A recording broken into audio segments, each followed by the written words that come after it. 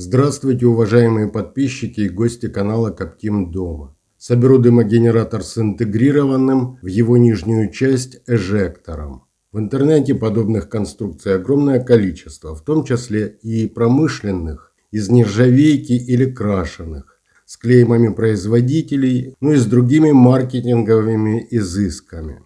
Цена на такие изделия значительная. Предлагаю вашему вниманию предельно простую конструкцию с минимальными затратами средств и времени. Своими руками, без сварочных работ, без пайки, используя инструменты, имеющиеся в каждом хозяйстве. Мой дымогенератор ничем не хуже предлагаемых в интернете, при этом на порядок дешевле. Изготовлю, дам теоретическое обоснование функционирования, проведу испытания.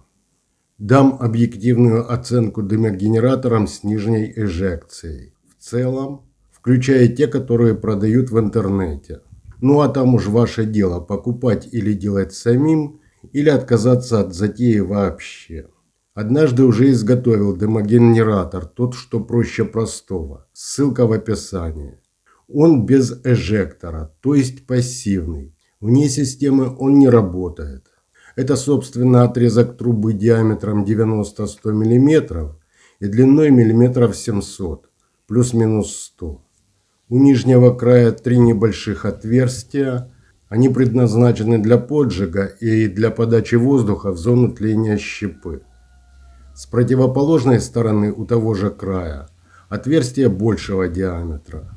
В него монтировался выходной дымовой патрубок, обычный полудюймовый сгон. Вот этот пассивный дымогенератор и переделаю в дымогенератор с нижней эжекцией.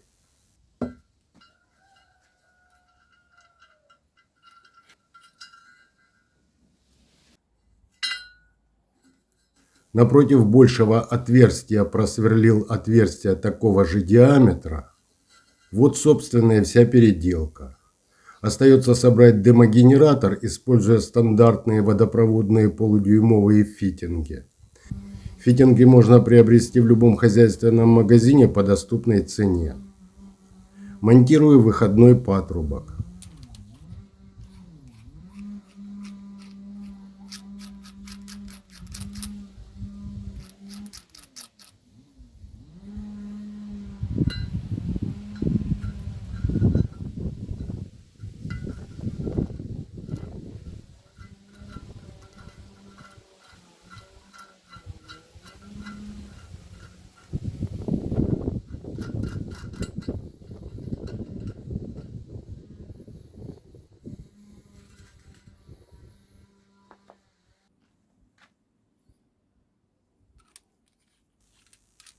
Монтирую входной патрубок.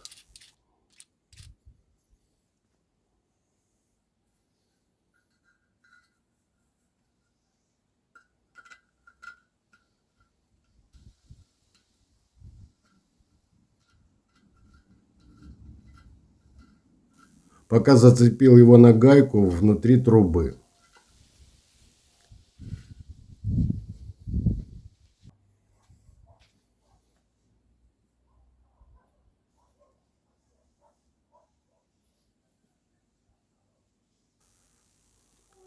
В полудюймовую муфту вкрутил переходник с полдюйма на шланг.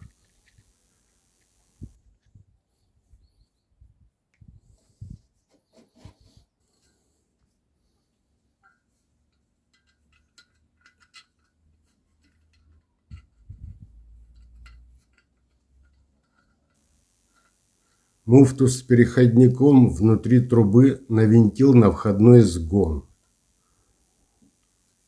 Гайками установил выходной патрубок таким образом, чтобы форсунка переходника вошла в выходной патрубок.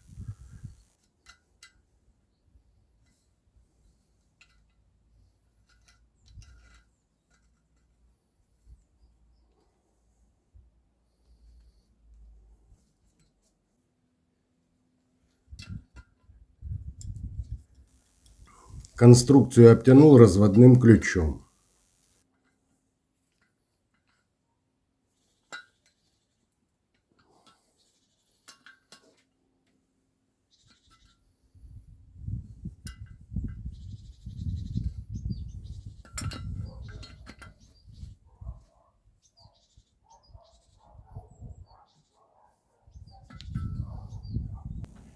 Возможно, не совсем понятно. Поясню чуть позже на схеме. Эжектор монтирован.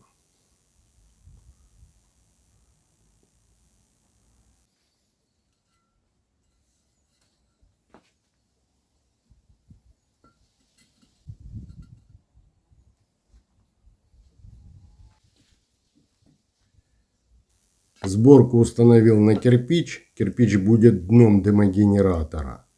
Остается монтировать нагнетатель воздуха на входной патрубок. Обычно в качестве нагнетателя применяют аквариумный компрессор. Я использую 12-вольтную турбину. Турбина на порядок дешевле компрессора, а работает лучше. Как адаптировал ее к полдюйму, по ссылке в описании.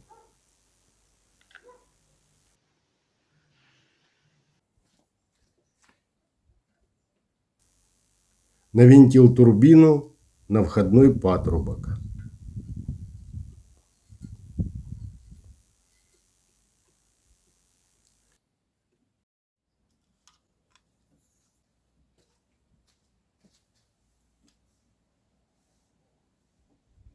Запитал турбину от источника 9 вольт.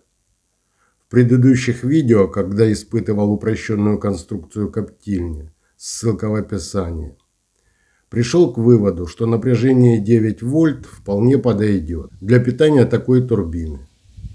Температура тления щепы зависит от количества поступающего кислорода, а значит от тяги в системе. Тяга регулируется производительностью турбины, то есть напряжением на турбине. Именно поэтому запитал 12-вольтную турбинку 9 вольтами. Подключил без паяльника.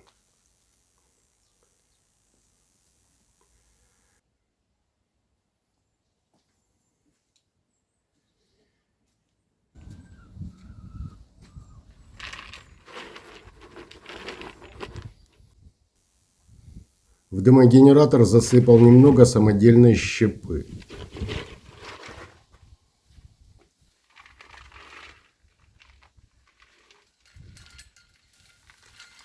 О самодельной щепе есть отдельное видео на канале, ссылка в описании.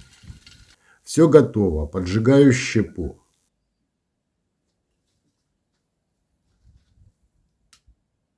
Но прежде поясню на схеме конструкцию и принцип работы такого дымогенератора. Итак, взял отрезок толстостенной трубы. Толщина стенки 4 мм, плюс-минус миллиметр. Длина отрезка 700 мм, плюс-минус 100. Внутренний диаметр трубы 90-100 мм. Просверлил два отверстия диаметром 21 мм друг напротив друга, на расстоянии от края примерно 100 мм. В эти отверстия будут монтироваться входной и выходной патрубки. Под одним из отверстий на расстоянии 10 мм от края просверлил отверстие диаметром 8 мм. Над ним на расстоянии 10 мм просверлил еще два отверстия по 6 мм. Эти три отверстия для подачи воздуха в зону тления щепы. Корпус готов.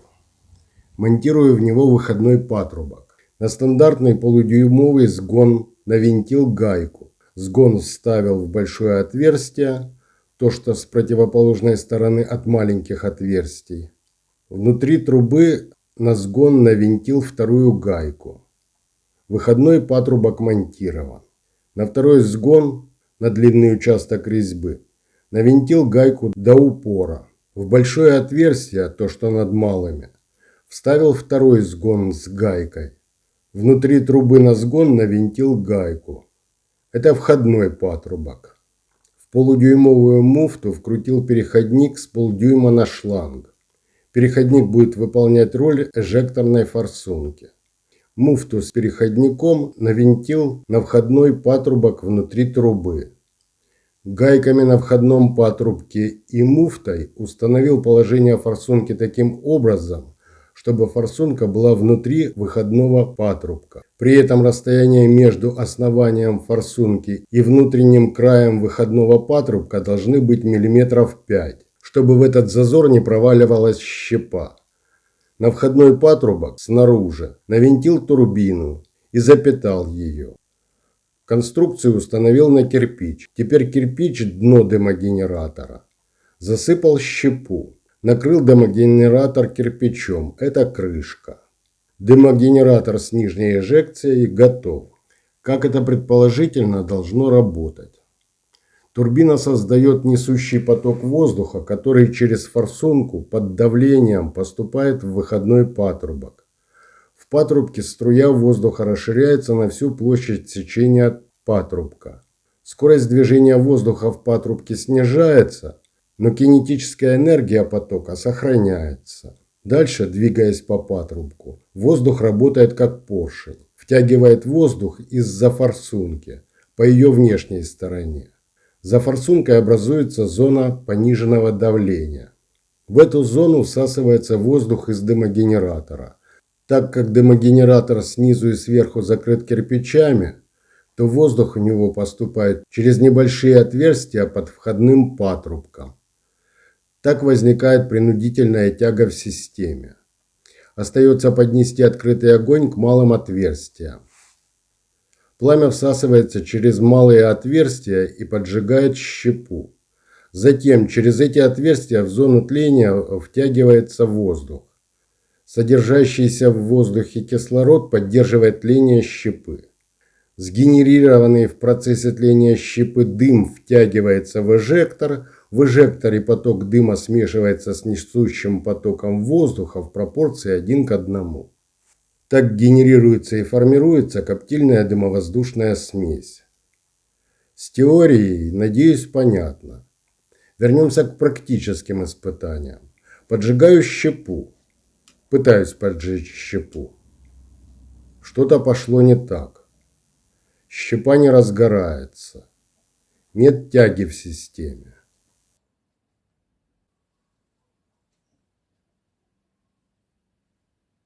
В дымогенераторе соединения ничем и никак не герметизированы. То есть в системе имеются каналы паразитного подсоса воздуха. Предположил, что проблема в них. И тяга через отверстие поджига недостаточно. Заменил кирпич дно.